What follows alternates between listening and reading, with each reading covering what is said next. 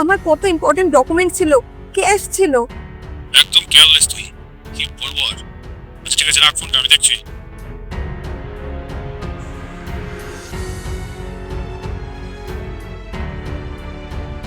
এরকম ভাবে যদি চলতে থাকে কি করে সংসার চালাবো? আজকে একটাও হেডফোন বিক্রি হলো না ঠিক মতো। কত রোজ ফোন দিচ্ছে।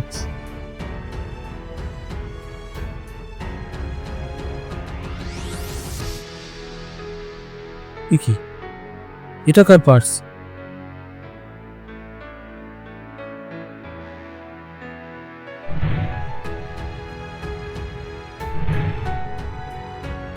দেখে তো মনে হচ্ছে দিদির অনেক দরকারি জিনিসপত্র রয়েছে, টাকাও রয়েছে। হতে পারে ওনার এটা খুব দরকারি। না, আমি বরং এখনই গিয়ে ওনাকে ফেরত দিয়ে আসি। এটা সন্ধ্যাও হয়ে গেছে, থাক আমি ফেরত দিয়ে আসি।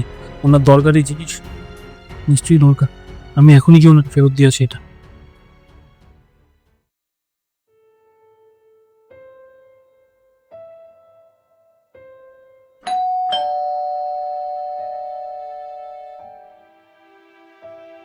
হ্যাঁ দিদি, বলছি আপনার এই পার্সটা মনে হয় ভুল করে আমার ব্যাগের মধ্যে চলে এসেছিল, তো ওটাই ফেরত দিতে এসেছি।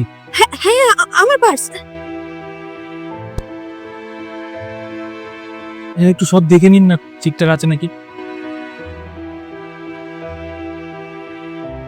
থ্যাংক ইউ ভাই, থ্যাংক ইউ সো মাচ। তুমি জানো না আজকে তুমি আমার কতটা উপকার করলে, এখানে আমার কত ইম্পর্টেন্ট ডকুমেন্ট ছিল। ঠিক আছে দিদি, আসছি তাহলে। ভাই দাঁড়াও 1 মিনিট, এই 200 টাকাটা তুমি রাখো। না না, টাকা পয়সা লাগবে না। তাছাড়া এই টাকা পয়সাই বা কেন দিচ্ছেন আপনি? আমি পেয়েছি তাই আপনাকে দিয়ে গেলাম। আমি ভাবলাম হয়তো আপনার জরুরি কোনো ডকুমেন্টস তো থাকতে পারে, সেই জন্য। ভাই আর এই টাকাটা আমি তোমাকে দিয়ে তোমাকে কোনো দয়া করছি না, এইটা তোমার প্রাপ্য। আজকে সকালে যখন তুমি হেডফোন বিক্রি করতে এখানে এসেছিলে,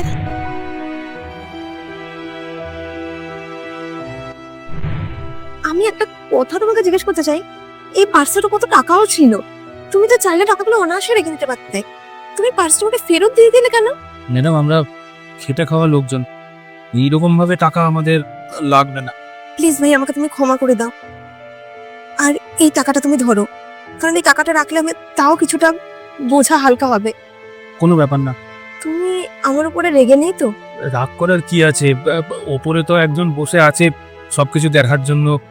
আর তাছাড়া ভুল তো অনেকেই করে, কিন্তু স্বীকার কজন করে বলুন? আপনি স্বীকার করেছেন, এটাই অনেক বড় ব্যাপার। তবে একটা কথা সবসময় মনে রাখবেন, জীবনে এরকম কোনো কাজ করবেন না যেটার জন্য আপনাকে লজ্জিত বোধ করতে হয়।